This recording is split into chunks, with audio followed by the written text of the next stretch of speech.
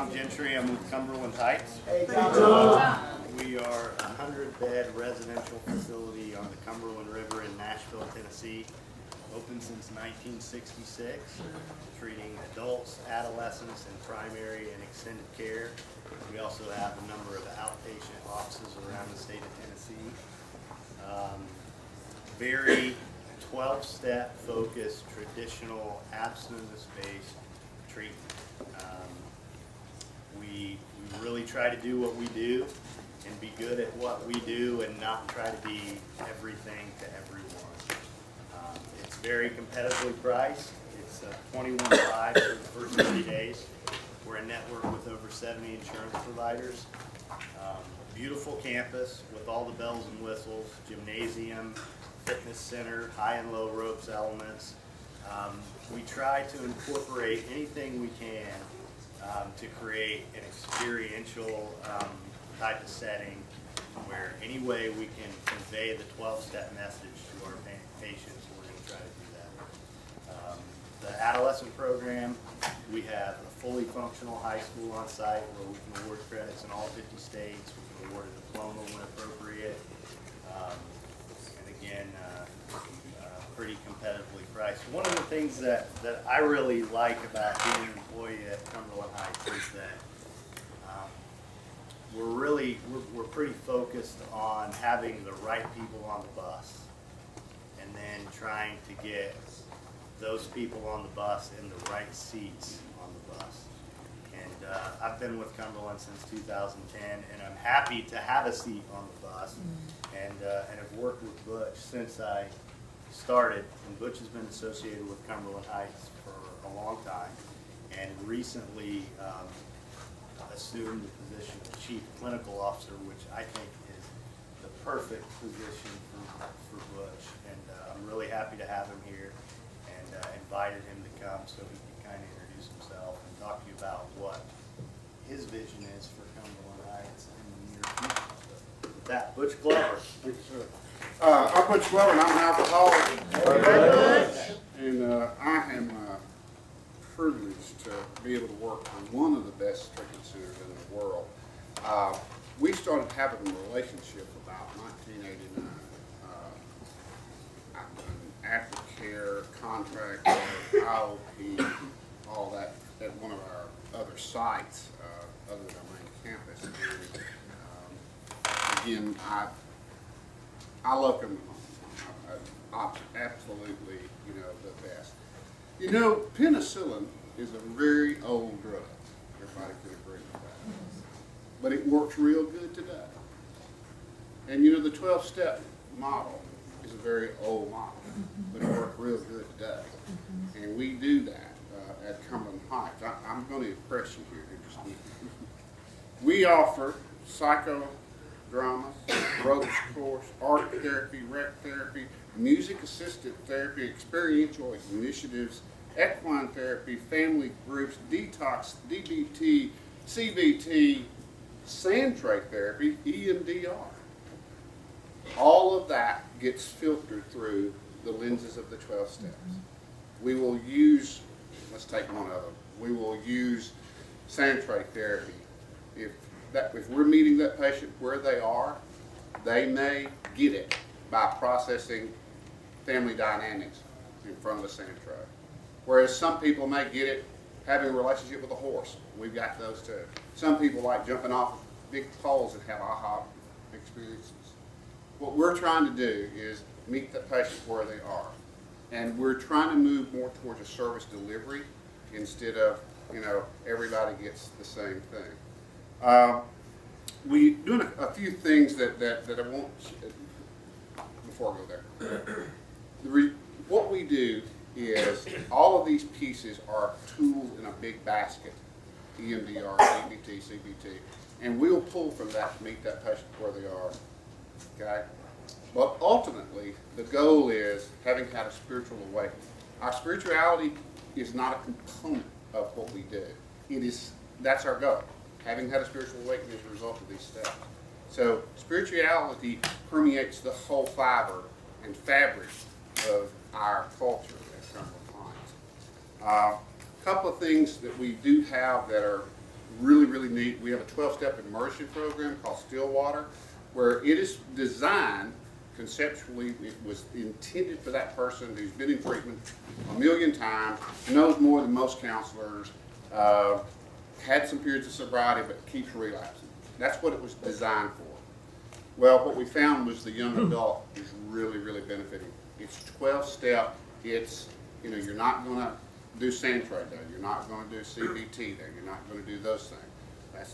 That happens in primary. Another thing that we're just rolling out is a monitoring program. This is a web-based monitoring program, as well as you're going to have phone calls. You're going to be communicating with a person, a live person, while you're being monitored for the first year.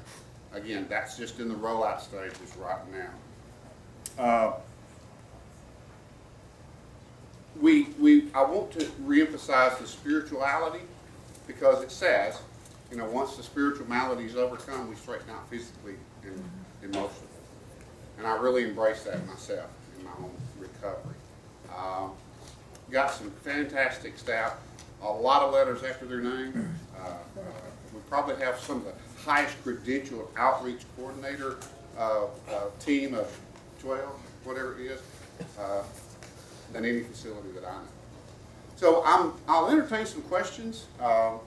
I know that we don't, there's some beautiful people here, you know, and I'm sorry that we had to get up here.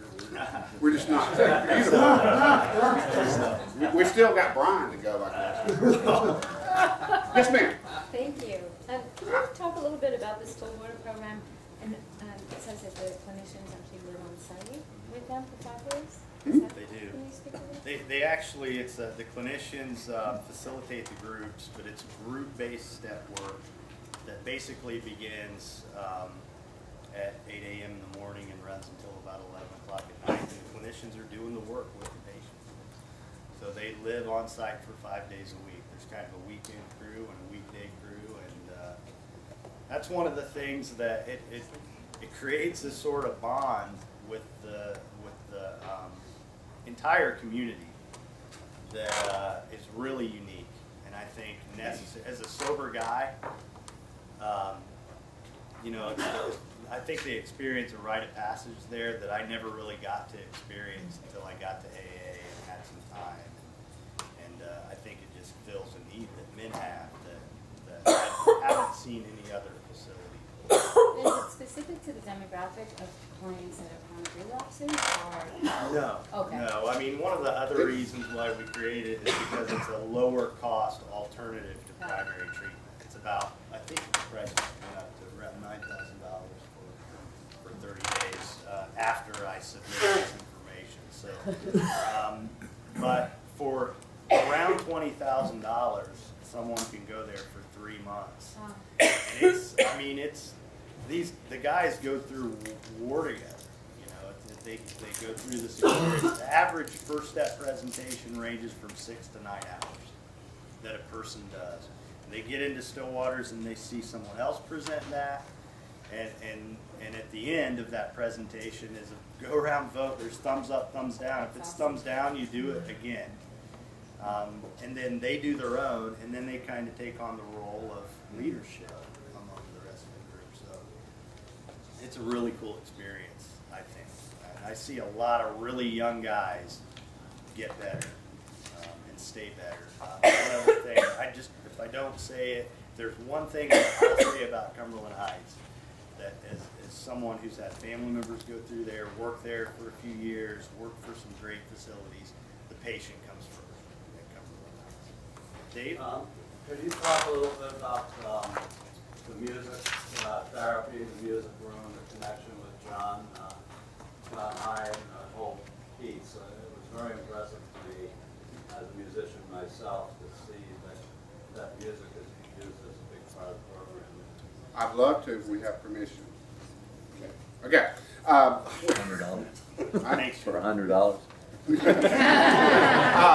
Being in Music City, there's a lot of musicians that come through our program. John Hyatt had a commercial hit back in the 80s after his recovery, Slow Turn. Slow turning. Slow turning. Anyway, he's a big supporter of Cumberland Heights. Every year we have a concert at the Ryman Auditorium. We do treat a lot of the working musicians and Sun Stars, that kind of thing. And we are moving to address those special needs through our music-assisted therapy. We have a music room, the John Hyde Ken Lupton room, where musicians are given time to practice their art through the week, things like that. It's a soundproof room. One of the instruments in it is a baby grand piano that the only time, I think it was donated by Carnegie Hall or Radio City, the only time it had been used prior to being donated to Cumberland Heights was at the opening ceremony of the '84 Olympics. Wow. So to give you an idea, that's the kind of atmosphere. But it's soundproof so that if you're an actual working musician, we're a preferred provider with Music Cares. It's in their contract that those folks can rehearse privately, not perform, but rehearse for an hour a day. So that's what it's for, and it's just one of the features of Cumberland Heights that's really special. Yeah, I just wanted to make a quick comment. Of course, you came out and visited us, but then I went to your event, and your place is spectacular. Your staff is unbelievable, and I would actually refer all my family members there. Did we answer your question about the music?